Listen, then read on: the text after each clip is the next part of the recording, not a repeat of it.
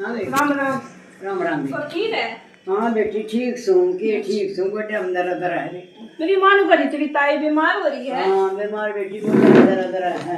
अच्छा कर रहा है की करूँ कई दिन हो गए। अच्छा मेरी माँ ने करी तेरी ताई का बेरा लेकर ये घड़ी बीमार हो रही है, गोटे गाटे दुख है। की करूँ बेटी रहूँ बीमार भैया फिर मालिश करवा लिया कर भाभी पे। किस पर कराऊँ क्या तय इनका काम निमट जाओ थोड़ा ये कर की दिक्कत है काम बता वो क्या जाऊँ 10 घंटे में उठे कर दिया वो भाभी मालिश आपे ताई की। आपने भी बूढ़ा होना है। कहती तो है बोले ये बिना कहे हमने किए वेला करनी है कि ना करनी है तो तू भी कह दिया कर बेटी मेरा दबा दपा में छोड़ दो। ये करूँ 10 बना बेटी कहूँ 10 बना इनका काम नहीं मड़ा है तू कहता तो देख लिया अपनी काम छोड़ कर करेंगे। कोई ना करें इसी कारण क्यों होता है बेटी सारे काम हो गया कोई ना करें वो नहीं करे कभी काम लगता किसी का। अच्छा हाँ हम भी किसी की वो हमने भी कोई नहीं कहने लग उन्होंने जाए। बढ़िया लखन ला के गाल रखी